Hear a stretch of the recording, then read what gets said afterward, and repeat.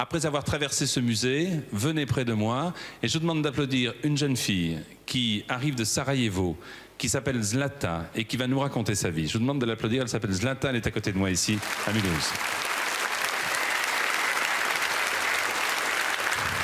Bonsoir Zlata. Bonsoir. La première question que je voulais vous poser, c'est qu'est-ce qui vous est passé par la tête d'avoir pris la décision un jour d'écrire et de noter jour après jour ce que vous faisiez avant même que les événements soient graves dans votre pays? Pourquoi avez-vous commencé à écrire ce journal? Un peu comme tous les enfants qui, dans le monde entier, écrivent un journal, j'ai décidé moi aussi d'écrire mon journal. Ce que je voulais, c'était garder un souvenir de mon enfance heureuse. Alors, quelle était-elle, cette enfance heureuse? Racontez-moi, vous êtes né en 1980, 81, c'est ça, au mois de décembre? En 1980, en décembre. En 1980. Que font vos parents? Que faisaient vos parents à Sarajevo? Quelles étaient leurs activités? Ma maman est ingénieure chimiste et papa est avocat. Et avant les événements, quelle était votre vie de tous les jours? On voit vos parents qui sont là et qui sont avec nous à Mulhouse. Quelle était votre vie de tous les jours? Vous suiviez la télévision, vous aviez même le luxe d'être câblé, c'est ça? Donc vous pouviez regarder la télévision du monde entier? Oui, oui, tout à fait. J'avais à peu près la télévision du monde entier. Je la regardais comme tous les enfants. Mon enfance était tout à fait heureuse. Je vivais entourée du chant des oiseaux, de jolies fleurs. Tout était beau. Tout était beau. J'avais tout ce que méritait un enfant. Vous savez, j'aimerais que vous m'expliquiez. Parce que nous, Français, on a du mal à comprendre ce qui se passe dans votre pays. Alors, est-ce que vous, à 13 ans, vous pouvez m'expliquer comment des gens qui, pendant des années et des années, ont vécu ensemble, maintenant, se tirent dessus et se font la guerre? Qu'est-ce qui s'est passé dans les esprits des uns et des autres, Zlata? Écoutez, c'est difficile à expliquer. Moi, je ne le sais pas non plus. Je ne sais pas ce qui s'est passé. C'est difficile à expliquer. Tout ce que je sais, c'est que les enfants là-bas souffrent. Ils souffrent beaucoup. Cette guerre cette guerre va contre leur enfance. Oui. Vous-même, vous êtes musulman avec vos parents, c'est ça? Vous êtes croate? Nous sommes tous mélangés, nous sommes tous de familles très mélangées. À Sarajevo, il n'y a pas de famille qui soit l'un ou l'autre. Toutes les familles sont mélangées, tout le monde vit ensemble à Sarajevo. Est-ce que certains de vos amis d'enfance, maintenant vous tournent le dos? Est-ce que vous avez du mal à garder des amitiés parce que la guerre est la guerre et que vous n'arrivez plus à communiquer les uns et les autres? Oui, effectivement, il y a des amitiés qui se sont interrompues. J'ai des amis qui ont quitté la ville au début de la guerre et qui se trouvent aujourd'hui un peu partout dans le monde, dispersés. Ce que j'essaye maintenant, c'est rétablir le contact avec elles, avec eux. Je n'ai pas un seul ami qui est parti de l'autre côté, cela dit, et c'est une chance. Mes amis sont de vrais amis. Ce journal que j'ai là entre les mains, paru chez Robert Laffont, Fixo, le journal de Zlata est remarquablement écrit. Qui vous a appris à écrire? Qui, au départ, avant même l'école, vous a inculqué l'art de l'écriture et de la lecture? C'est avec ma grand-mère et mon grand-père que j'ai appris à écrire, parce qu'à l'époque, je passais pas mal de temps avec eux et ils m'ont appris à écrire. Je travaillais assez souvent à l'écriture, à la lecture avec eux. On vous a dit plusieurs fois dans toutes les télévisions du monde que on ne pouvait que penser au journal d'Anne Frank par rapport à votre journal. Vous aviez lu avant d'écrire votre propre journal, celui d'Anne Frank? Oui, je l'avais lu avant la guerre. Et lorsque j'ai lu le journal d'Anne Frank, je me suis dit, mon Dieu, quel destin! Parce que, vous savez, ce que je pensais, c'est que c'est une chose qui est arrivée un jour et qui ne se reproduirait jamais, et pourtant ça s'est reproduit. Et comme Anne Frank, vous l'avez baptisé, votre journal, comment l'appelez-vous? Ce journal à qui vous écrivez, à qui vous dites tout, à qui vous confiez vos petits secrets, même vos grands secrets? Mon journal, je l'appelle Mimi. C'est un nom sympathique à mes yeux. Est-ce que vous écrivez? Est-ce que vous pensez? Est-ce que vous réagissez? Est-ce que vous vivez comme une jeune fille de votre âge? Ou est-ce que vous n'avez pas l'impression que les événements qui se déroulent dans votre pays vous ont donné, hélas, dans la tête en tout cas quelques années supplémentaires? Je ne suis pas la seule à avoir ce sentiment. Je l'ai, ce sentiment. J'ai grandi trop vite.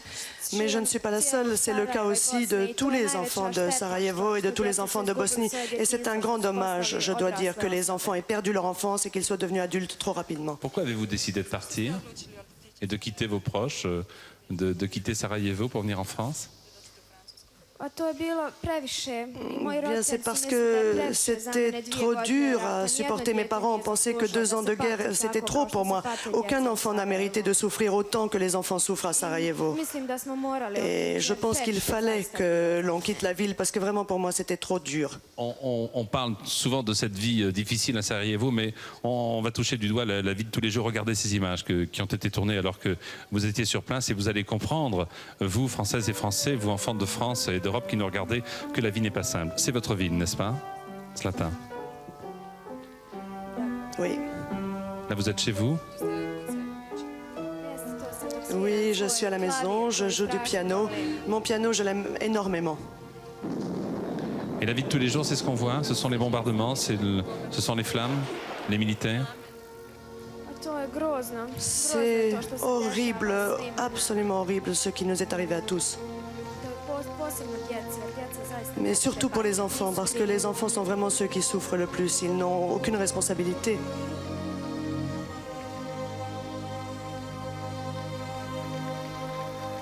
Vous pensiez qu'en écrivant votre journal, ça allait avoir un tel retentissement à travers le monde? Non, pas du tout. Moi, j'écrivais ce journal pour moi et je n'avais pas la moindre idée qu'un jour, ce journal allait intéresser le monde entier. Je ne m'attendais pas non plus à ce que la guerre éclate. Est-ce que vous pensez que vous aurez un petit rôle à jouer? Est-ce que vous pensez qu'à travers vos interventions dans toutes les émissions de télévision comme ça, vous allez pouvoir faire un petit peu avancer les choses? Très modestement? J'espère que les gens, lorsqu'ils entendront parler de ce qui se passe tous les jours là-bas, lorsqu'ils liront mon journal, se rendront compte à quel point il est difficile de vivre là-bas, surtout pour les enfants, et que ça leur inspirera de l'aide, ça les poussera à nous aider. Qui est Boba? Boba, c'est une jeune fille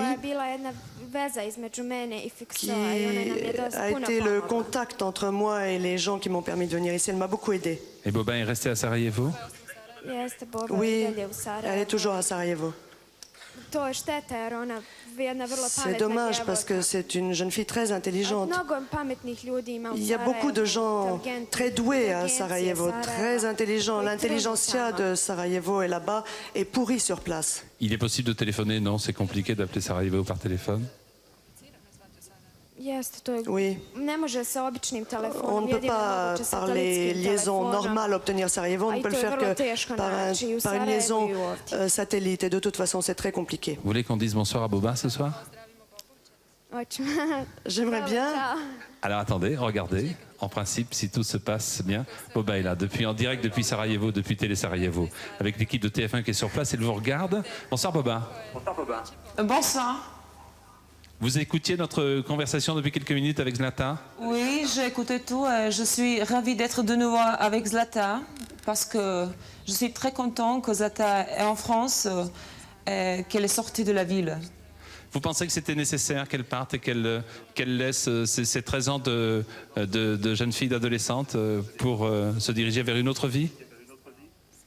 Oui, c'est très important parce que vous savez que la vie est devenue insupportable ces derniers jours qui sont terribles. À Sarajevo, je crois que Zlata ne pouvait pas survivre. Donc, je pense que c'est superbe que Zlata est là-bas et qu'elle va continuer à être si brave et si courageuse comme d'habitude. Racontez-nous votre journée. Qu'est-ce qu'il a fallu faire pour que vous puissiez quitter votre domicile pour venir ce soir depuis les studios de la télévision à Sarajevo? Oui, mais il y a beaucoup de gens ici qui m'ont aidé d'être ici avec Zlata. Entre eux, c'est M. Guy de Battista de l'ONU qui m'a aidé beaucoup et avec tous les gens de l'ONU qui m'ont aidé beaucoup vraiment. Zlata, vous voulez dire quelques mots, Boba? Pardon? Boba, garde-toi et sois courageuse. Merci beaucoup Zlata et je te souhaite la même chose dans ta vie. Vous avez de la famille Zlata qui est restée sur place à Sarajevo? Oui, j'ai beaucoup de membres de ma famille. Il y a avant tout ma grand-mère, mon grand-père. J'ai un oncle aussi. Un oncle, des tantes, beaucoup de membres de la famille, beaucoup d'amis aussi, des gens très très chouettes. Un oncle qui a souffert puisqu'il a été blessé, c'est Braco, c'est ça, je l'ai lu dans votre journal. Oui, il a été blessé et il a aussi dû, au moment où il était blessé, fuir à l'un des quartiers les plus dangereux de Sarajevo. Et ça s'est passé dans sa ville. Il a vraiment souffert beaucoup et surtout, évidemment, à cause de cette blessure. Vous pouvez remercier Bobin parce que votre oncle est à côté d'elle. Regardez, ce soir en direct de Sarajevo. Et il va pouvoir vous donner des nouvelles de votre famille. Je pense qu'on va pouvoir... Voilà votre oncle. Vous voulez lui dire quelques mots? Zdravo, braco, kako si? Bonsoir, Bratzo, comment vas-tu? Nadam se da su Melka i Emir dobro i da ste svi J'espère que dobro. vous allez tous bien, que vous êtes tous ensemble. Bonsoir, ma chère Zlata. Ils sont bons. Tu as beaucoup de salutations de Melika, Emir, de grand-père, de grand-mère. Tu as beaucoup de salutations de Melitza, de Nia, de Kenan, de toute la famille. C'est très difficile, tu sais bien, comme c'est ici à Sarajevo. C'est très difficile de parler d'ici, le Sarajevo qui est vraiment en enfer. Les derniers jours, il y avait beaucoup de morts, des blessés, tu sais tout bien ça, mais quand même, je suis très, très heureux de parler avec toi et que tu as maintenant une vie normale. Monsieur, nous sommes au tout début de l'année 1994. J'imagine le vœu que vous aimeriez émettre pour cette nouvelle année. Quel est-il? Pardon? Quel est le vœu que vous aimeriez émettre à l'occasion de cette nouvelle année, monsieur? Je n'ai pas bien compris parce que je suis... Bob va vous aider un petit peu.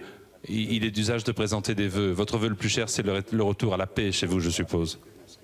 C'est la seule vœu du mois que ça sera la paix ici à Bosnie. Et j'ai envie aussi que tous les enfants de tout le monde vivent une vie normale, mais pas comme ici à Sarajevo. Et je vais dire aussi à ma sœur et Zlata et mon beau-frère que j'ai reçu la lettre hier de M. Christian Lecomte qui vous dit beaucoup de salutations aussi.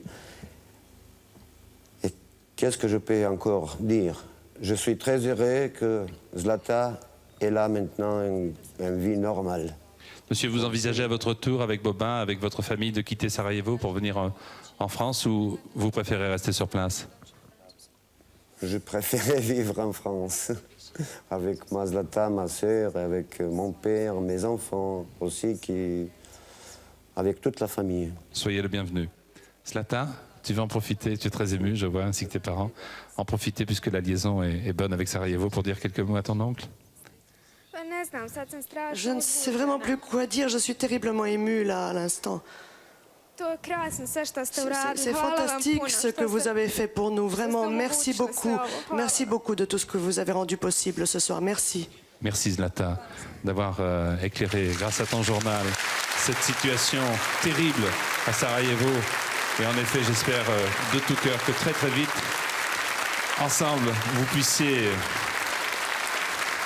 vous retrouver en France ou dans votre pays en paix.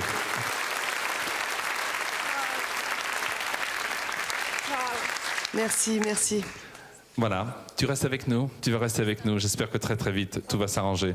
On le souhaite du plus profond de nous-mêmes. Je voudrais simplement dire que, puisque nous sommes ici à Mulhouse, que l'organisation Pompiers sans frontières œuvre actuellement au profit des sapeurs-pompiers de Mostar. Trois véhicules ont été acheminés. Matériel et formation sont assurés par les sapeurs-pompiers.